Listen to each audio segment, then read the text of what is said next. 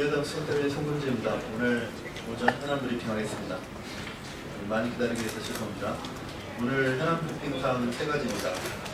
박근혜 대통령의 퇴진을 구하는 의견, 그리고 조류독감 확산에 대한 저희 정부의 책임을 묻는 저희 의견, 그리고 어제 있었던 정관계 언론들의 책임 총리 수용과 하야 촉구와 관련된 내용입니다. 브리핑하겠습니다. 잠깐만요. 벌거벗은 임금님 된 박근혜 대통령. 이번 주는 박근혜, 최순실 게이트 국정조사, 특검, 대통령 탄핵소추가 시작되는 운명의 일주일입니다. 이미 최순실, 안종범, 정호성에 대한 검찰 수사에서 대통령의 공모 혐의가 구체화되어 있고, 삼성, 롯데, SK와의 부당한 거래를 통한 제3자 뇌물수수 혐의도 점점 밝혀지고 있습니다. 그러나 박근혜 대통령은 벌거벗은 임금님이 되었지만 여전히 정치적 본이라는 옷을 입고 있다고 착각하고 있습니다. 임금님 기는 당나귀 기라며 온 국민이 외치고 있지만 대통령의 혼이라는 모자로 귀를 가리고 있을 뿐입니다. 이런 우스꽝스러운 대통령의 나라 망신을 계속 놔둘 수는 없습니다. 지난 주말에 켜진 200만 촛불의 명령에 따라 정치권은 이번 주 시작되는 국정조사, 특검, 탄핵소추를 통해 신속한 탄핵 절차를 밟고 박근혜, 최순실 국정농단의 진실을 밝혀야 합니다. 이번 사건의 핵심 중 하나인 김기춘, 우병우에 대한 혐의도 마찬가지입니다. 국민의당은 이번 일주일 국민의 기대에 부응해 대통령 탄핵과 진상 규명에 앞장설 것을 약속드립니다. 두 번째 안건 하겠습니다. 조류독감 확산, 그러나 축산 농가에만 책임을 묻는 정부. 농림축산식품부는 지난 16일부터 27일까지 조류독감 의심 혹은 확진으로 살처분한 닭 오리가 100만 마리에 달한다고 발표했습니다. 국내 닭 최대 생산지인 포천에서도 조류독감이 확인됐습니다. AI가 확산된 것입니다. 뻔히 예상된 결과였습니다. 겨울철 철새의 이동에 따라 조류독감이 퍼지는 상황이 반복되고 있음에도 정부는 체계적인 방역 시스템 마련과 선제적인 대응은커녕 골든타임을 놓치는 실기를 되풀이하고 있을 뿐입니다. 오히려 정부는 축산 농가에게 조류독감에 책임을 떠넘기는 면피성 행정을 자행하고 있습니다. 정부는 가축 전염 예방법을 개정해 조류독감이 재차 발병될 경우 최대 80%까지 살처분 보상금을 삭감하고 하루라도 의심 신고를 늦게 하면 추가로 보상금 20%를 삭감하고 있습니다.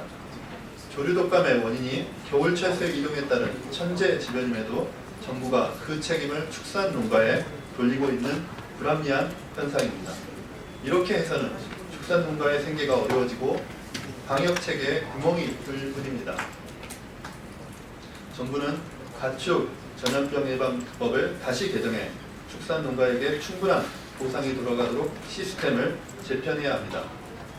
그래야 선제적 대응으로 정부와 지자체의 예산을 절약하게 될 것입니다.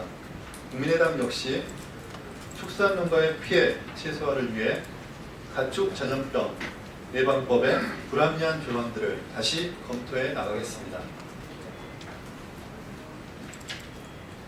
박근혜 대통령은 책임 총리 수용과 하야를 선언해야 합니다.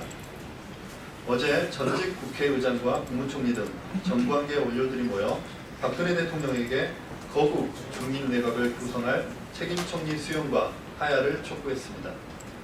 국민의당이 그동안 주장해온 바와 같이 질서 있는 퇴진과 동일한 입장을 밝힌 것입니다.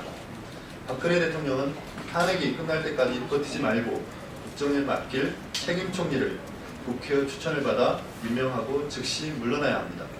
그것이 매일 전국에서 모이는 수많은 국민에 대한 박근혜 대통령의 최소한의 명치이자 도리입니다. 박근혜 대통령이 오늘 오후에 입장을 밝힌다는 보도가 나오고 있습니다.